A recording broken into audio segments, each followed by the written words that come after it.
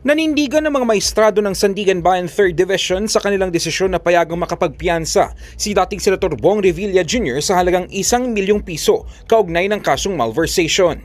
Sinabi ni Associate Justice Fritz de los Santos na bahagi lamang ng kanilang trabaho ang makatanggap ng ganitong komento at hindi niya ito personal ikinagalit.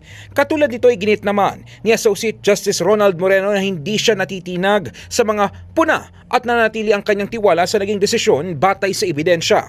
Ayon kay Moreno, normal lamang umano ang reaksyon ng prosecution, lalo na kung naniniwala itong malakas ang kanilang kaso ngunit iba ang naging pagsusuri ng korte. Samantala sinabi ni 3rd Division Chairperson Carl Miranda na tumututol sa pagbibigay ng piyansa na nakaangkla ang kanilang mga desisyon sa prinsipyo ng integridad at pananagutan at nakatuon lamang sa issue ng bail, hindi pa sa kabuuang merito ng kaso. Kung maaalala, naglabas ng pahayag si Ombudsman Jesus Crispin Remulla kung saan sinabi niyang tila tinrabaho ang pagpayag sa piyansa, bagay na ikinabahala ng kampo ni Revilla dahil sa posibleng epekto nito sa kredibilidad at independensya ng hukuman. Gayunman nilinaw ng mga maestrado na hindi nila ito itinuturing na panghimasok at bukas sila sa mga legal na hakbang na maaaring isulong ng prosekusyon habang nagpapatuloy ang paglilitis.